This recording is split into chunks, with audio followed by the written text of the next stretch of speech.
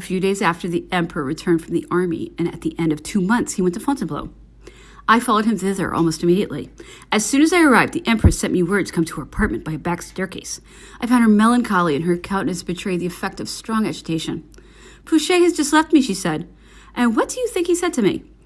'Madame, your majesty must give France and the emperor a great proof of devotion. It is necessary for the emperor to leave behind him children who may perpetuate his name, and give to France a family that may deprive the Bourbons of all hope of return. 10 years' marriage leaves the nation and the emperor no expectations of having any children by your majesty. You are therefore, in this respect, the only obstacle to the solid happiness of France. Vouchsafe to follow the advice of a man who is wholly devoted to you. The peculiar situation in which you are placed obliges you to make a great sacrifice, to your own glory and the interest of all. I know how hard it will fall upon you, but your noble mind will easily learn resignation. The emperor will never dare to propose it. I know his attachment for you. Be greater than he is great, and give this last token of devotion to your country and your sovereign. History will repay you for it, and your place will be marked above the most illustrious women that have sat upon the throne of France." I was utterly disconcerted at that speech, added Josephine. The only reply I could give to so strange a proposal was that I would consider it and give him an answer in a few days. Lend me, therefore, your advice, you who are at once a relation and a friend to me. Does it not appear past all doubt that Fouché has been sent by the emperor and that my fate is already decided? Alas, to descend from a throne is no sacrifice to me. No one knows how many tears I have shed over it. But to lose also the man on whom I have bestowed all my affection, that is an act of self-denial to which my resolution is not adequate. I shared the empress's surmise that Fouché had been sent by the emperor, but that strange news surprised me as much as it did her, and I asked for some hours to reflect before I gave her an answer. It required, however, but short meditation to be convinced that whether the proposal had really been made by order of the emperor or that Fouché wished to keep to himself the glory of such a change, it was altogether too advantageous to be abandoned, and that the sacrifice was therefore unavoidable. On the other hand, I was too well acquainted with the attachment of the empress to her husband not to be convinced that she would, of her own accord, make the sacrifice. I had been for a long time devoted to her. I was her son's friend and her niece's husband. It was therefore by no means proper that I should encourage a plan which had perhaps no other source than Fouché's ambition, and break all the ties which united me to that family. I do not mean only the ties that might be of service to me, but chiefly those of friendship. I have, besides, never placed much confidence in that human wisdom which pretends to control events by foretelling them. None but the most enlightened and strongest minds are able to see the future, and even they are often mistaken. I advise the empress to remain silent on this subject, to let the emperor begin, and to declare to Fouché that as her first duty was attachment to the emperor, her second was obedience, and that in consequence she did not wish to hear any more upon the subject from any other person than the man who held her fate in his hands. She approved of my advice and followed it, but the storm was not long before it burst. All was undoubtedly already concluded with Austria when the emperor sent for Eugène from Italy that he might comfort his mother at the fatal moment of the divorce. And a few days after, he held a secret council where he admitted, besides the grand officers and ministers, the members of the family, he explained in that council the motives which had swayed his decision by seeking for the advantage of the state in another marriage his long-lost hope of begetting direct issue. He gave them afterwards to understand that he was at liberty to choose his new consort either in the House of Austria or in that of Russia, or in some of the sovereign houses of Germany. The grand officers of the empire, who were probably already acquainted with his secret determination, gave their votes for an Austrian princess. Prince Eugène was of the same opinion and adduced as his principal motive the Roman Catholic religion, in which the Archduchess was bred. The King of Naples gave his vote for a Russian princess. on account of the advantage that would accrue from a union with the most powerful sovereign of Europe and the most distant from France. He opposed the alliance with Austria by recalling the fatal experience we had already reaped from it. A family alliance, he added, never gave to France any real advantage. France will be obliged to support all the wrong steps of the foreign government and to share its heavy and dangerous burthens. Nothing but the situation of Austria can force her to a connection which in her proud heart she certainly detests. It is Austria who more than any other power has given the force of a maxim to the idea that sovereigns have no relations. France will be obliged to support her at great cost in her awkward and frequently dishonest policy, and in the wars she so badly manages. And when in our turn we shall want her as an ally, we shall find in her neither energy nor fidelity. An alliance with Russia has none of those dangers for us. These were very sensible observations, but could have no effect against a fixed resolution. I have been told that some proposals of a marriage with the Grand Duchess had really been made, and the person who entrusted me with that secret enjoyed such a high character for honesty and was in so favorable a situation to get acquainted with the most important affairs that I can have no doubt upon the subject. However, the emperor was at that time so strongly determined that the debate of which I have been speaking could have had no other foundation than a feeling of vanity to which he was perhaps not altogether a stranger, and some political object which I could never discover. A few days before he had sent for me, he had been looking out for some friend of the Empress who might help to sweeten the bitter about to be presented to her. His choice fell on me. The nation, he said, has done so much for me that I owe her the sacrifice of my dearest affections. Eugène is not young enough for me to keep him for my successor, nor am I old enough to give up all hopes of having children, and yet by Josephine I can have none. The tranquility of France requires my choosing a new consort. The Empress has lived already for several months in all the torment of uncertainty. Everything is settled for my new union. You are the husband of her niece. She honors you with her esteem. Will you not take upon you to acquaint her with the fatal news and prepare her for her new situation? I answered that my relationship to the Empress did not permit me to undertake that commission, that the attachment I had at all times professed for her left me no plausible reason wherewith to justify such a misfortune, and that it appeared to me more proper that His Majesty should select some person for whom the commission might be of a less delicate nature. He did not seem at all offended at my refusal, and he gave the charge to Monsieur N., who acquitted himself with propriety and success. The arrival of Prince Eugène was a great comfort to Josephine, when in the council before the emperor and in the presence of the grand officers of the empire, she was obliged to declare that she consented to the divorce. She displayed so much courage and firmness of mind that all the spectators were deeply moved. The next day she left the Tuileries, never to return more. The emperor had during the preceding day passed some hours with her.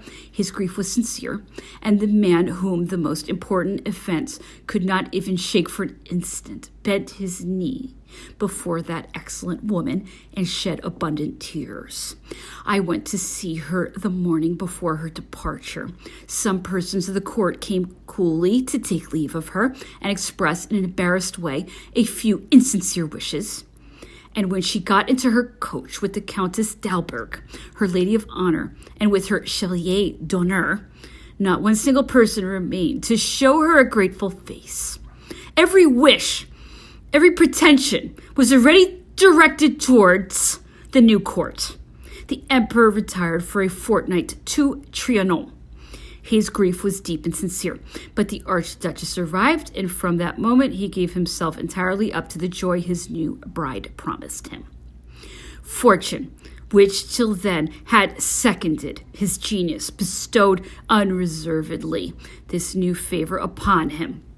The young empress was tall, well-made, and in excellent health. She appeared adorned with all the grace and beauty that usually accompany youth. Her face, which displayed the family features of the imperial house of Austria, was remarkable for an air of kindness, and unlike the rest of her family, her smile was amiable and sweet. The luster that surrounded her, the splendor of the first throne in the universe, all the arts vying with each other to please her, a young, brilliant, and warlike court at her feet. The attentions paid her by the emperor, whose fame had for several years already struck her imagination, made her abode in Paris delightful to her. She frequently expressed her satisfaction with a warmth and a naivete that made her generally beloved. The marriage ceremony took place with great pomp. Many persons, however, recalled to their memory the arrival of the Archduchess Marie Antoinette and the fatal fireworks let off in the Place Louis XV, where so many lives were lost. The public took some pleasure in comparing the two periods, especially on the occasion of the fête given at the Champ de Mars by the Imperial Guard, where the most admirable order had prevailed among 6,000 people assembled in a temporary wooden room, surrounded by 80,000 others who had come to enjoy the sight of the fireworks. All these rejoicings were over when the emperor thought he could not refuse attending a soiree given by the Austrian ambassador, Prince Schwarzenberg, in his hotel, Rue de Mont Blanc. There were at least 600 persons present, and the house not being large enough for so numerous a company, the ambassador had ordered a round, temporary saloon of woodwork to be erected in the garden communicating with his apartments. The architect had completed all the preparations in 4 days. Unfortunately, he fixed the floor of the saloon on one side to the steps that went down to the garden, and on the other to the rock of a grotto, where there never entered a drop of water. A gallery, also of wood, had been erected, leading to the Rue de Provence. It was in the beginning of summer, and the heat was excessive. Gauze and muslin draperies, with a great profusion of garlands, lined the saloon in all its avenues. An immense quantity of wax candles added to the heat of the atmosphere, and gave to all the ornaments a most inflammable dryness. A candle fell against one of the curtains of the gallery and set fire to it. One of the chamberlains, a man of very tall stature, perceived it and tore it down, but the flames extended with so much rapidity that in a few seconds they reached the saloon and quickly spread all round the room. Everybody ran towards the garden, but as there was only one door, the company was all crowded to the same point. The floor gave way, and many persons fell into a hollow of more than 5 feet deep. The confusion then grew excessive. The cries of despair and fright, the dismay, and the wish to escape from the danger that spared neither sex nor rank, made the scene horrible to witness. The flames having soon reached and consumed the roof of the saloon, the ceiling fell in, and the whole presented the appearance of a vast furnace. In 3 minutes' time, the flames had spread in every direction. The company escaped to the gardens and the streets, half covered with the remainder of their burning clothes. The emperor had retired just as the fire began to communicate with the saloon.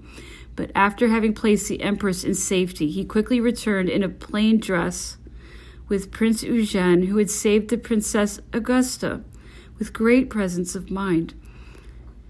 At that moment, the sight was appalling. Some unfortunate women who had fallen under the floor had attempted to get out through the beams that supported it, but already half burnt. They vainly extended their wounded arms through the bars, and when assistance came, it was too late. Those who were saved died a short time after an excruciating pain. The Princess de la Dijon, a woman as remarkable for her beauty as she was respectable for her virtue, was carried, nearly half burned, to the lodge of a poor portress of a neighboring hotel. She was speechless. The old woman covered her with her own clothes, and a Swedish officer who had saved her, without knowing who she was, brought her in a hackney coach to Passy, where he supposed she lodged, as that had been the only word she had been able to utter. He went with her from door to door until at last her servants recognized her voice. The unfortunate lady died 4 days afterwards, in the prime of her age, after having given with tears her blessing to her daughter, who was married at her bedside.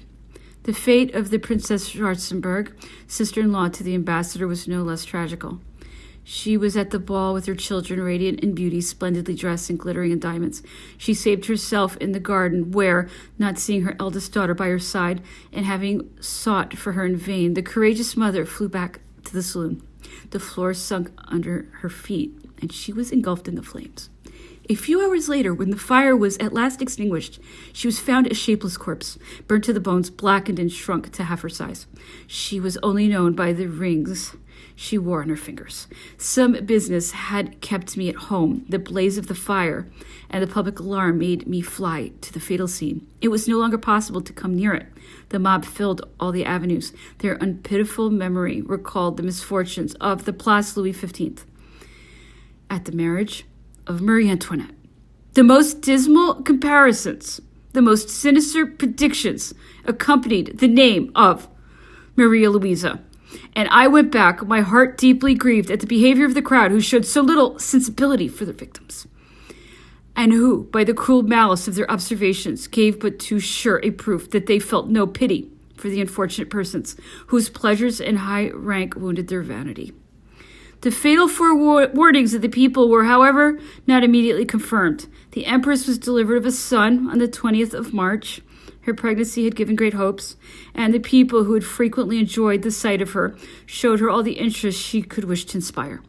Government had announced that if she were delivered of a son, the salute would consist of 101 guns, but only of 25 if it were a princess. At the 26th gun, the joy of the people was carried to a fit of delirium, not only in Paris, but all over France. I call the whole generation to witness that all her wishes were fulfilled. The prosperity of the state seemed assured, and France delivered from all fear of revolution. It was then, I have often since repeated with many other people, it was then that the emperor ought to have hung up against the wall his conqueror's sword and sought rest in the administration of his extensive empire. France would have been happy, and the memory of the Bourbons forever buried in oblivion. The Empress's delivery had been tedious. She suffered severely for several hours. I arrived at the palace a short time before it was over, although I was not called there by my rank. But I had free access at all hours. The emperor was much agitated and went continually from the saloons to the bedchamber and back again. At last, the medical gentleman, appearing in some doubt as to the mode of delivering the princess, the emperor said to them in a loud voice and much moved, "Do as you would with the citizen's wife, save the mother by all means." The child came, however, safe into the world, and the emperor immediately presented it to us. The wishes for his welfare and the general emotions were sincere. May he one day realize all the wishes that accompanied his birth. And if it be not for the happiness of France, may she still one day be proud that he was born among her children.